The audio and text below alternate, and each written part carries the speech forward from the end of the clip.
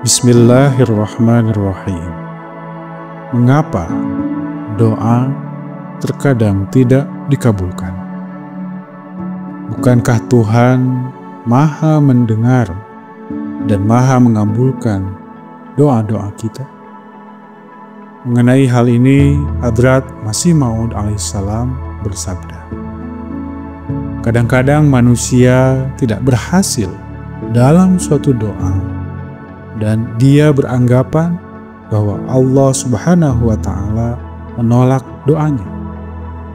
Padahal Allah Subhanahu wa Ta'ala mendengar doanya, dan pengabulan tersebut justru ada dalam bentuk penolakan itu sendiri. Sebab terkadang dalam penolakan tersebut terdapat hikmah dan kebaikannya sendiri. Kadang manusia berpandangan sempit, sehingga tatkala doanya tidak memberikan hasil, maka ia berprasangka buruk terhadap Allah Subhanahu wa Ta'ala dan berkata bahwa Allah tidak mendengarkan doaku. Terkadang manusia luput dari memahami atas prinsip doa, yakni dalam hal pengabulan doa, Allah Subhanahu wa Ta'ala tidak mengikuti kehendak dan pikiran manusia. Lihatlah betapa sayangnya seorang ibu terhadap anak-anaknya, dan sang ibu tentunya berkeinginan supaya jangan sampai mereka mendapatkan kesusahan apapun.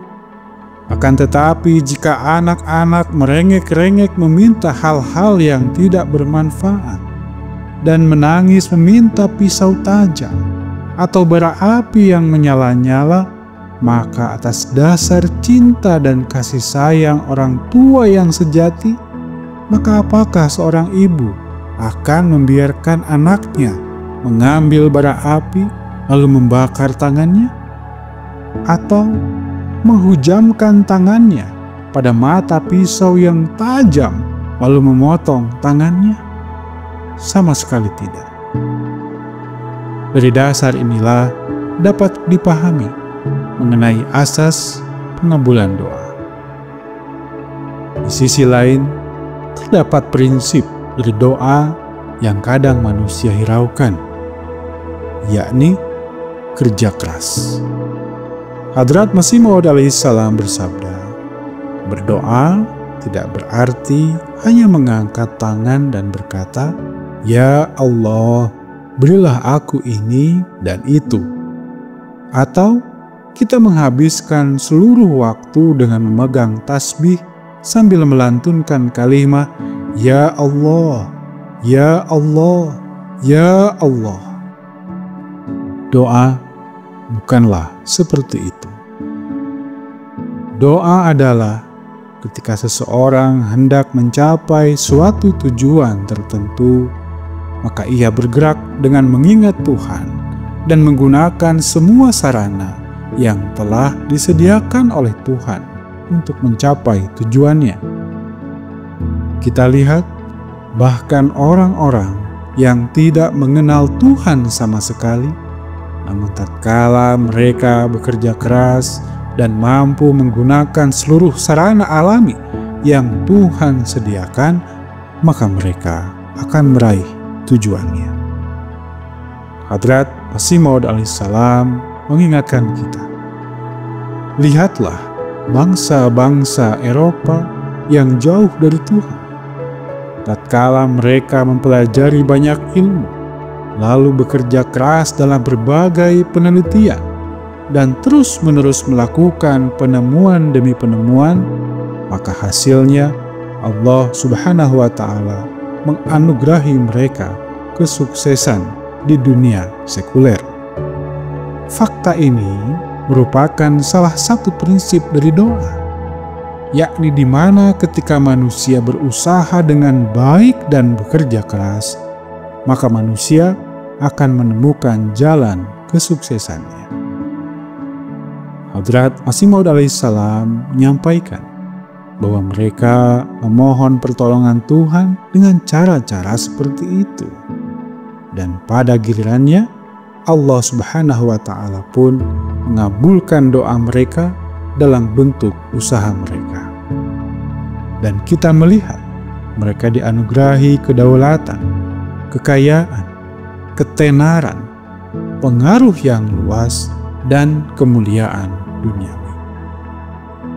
Adapun bagi mereka yang tidak mengikuti cara yang telah ditetapkan Tuhan, maka tidak peduli seberapa besar kesulitan yang mereka hadapi dan seberapa besar kerja keras dan perjuangannya, maka mereka tidak akan memperoleh manfaat sedikit pun.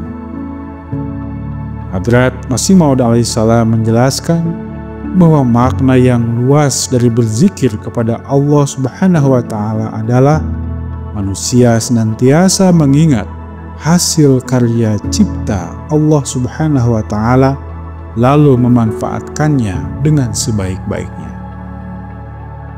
Namun, contoh yang terkemuka dan yang paling paripurna dalam hal pengabulan doa adalah tertuju kepada yang mulia Rasulullah SAW.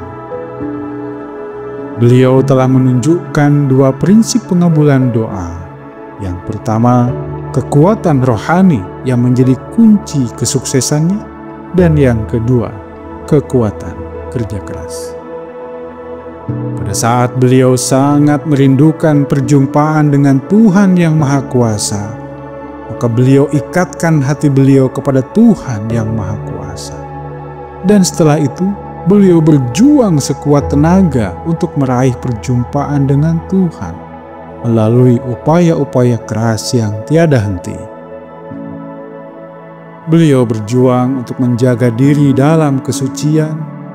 Beliau berjuang untuk menjaga diri dalam kemuliaan akhlak. Beliau pun berjuang untuk menjaga diri dalam berbagai perbuatan yang mulia. Dan tentunya, beliau berupaya keras untuk menemukan Sang Pencipta. Dan akhirnya, setelah rangkaian perjuangan dan kerja keras beliau, maka pada suatu hari, Allah Subhanahu wa Ta'ala menurunkan kasih sayangnya dengan mengutus seorang malaikat di ruang pengasingan beliau di Gua Hira. Malaikat Jibril hadir di hadapan beliau dan berseru, "Bangunlah, karena Tuhan telah memanggilmu." Dan faktanya, setelah itu Allah Subhanahu wa Ta'ala mengangkat Rasulullah SAW dari keadaan yang sama sekali tidak dikenal, lalu menjadi sosok yang termulia dan teragung dari segenap manusia yang pernah Allah Subhanahu wa Ta'ala ciptakan. Rasulullah SAW dianugerahi puncak kesuksesan yang sedemikian rupa. Pengaruh beliau merasuki berbagai bangsa dan peradaban dari masa ke masa, bahkan hingga ribuan tahun lamanya. Beliau membuktikan kepada kita dua prinsip rahasia pengabulan doa, baik secara duniawi maupun rohani.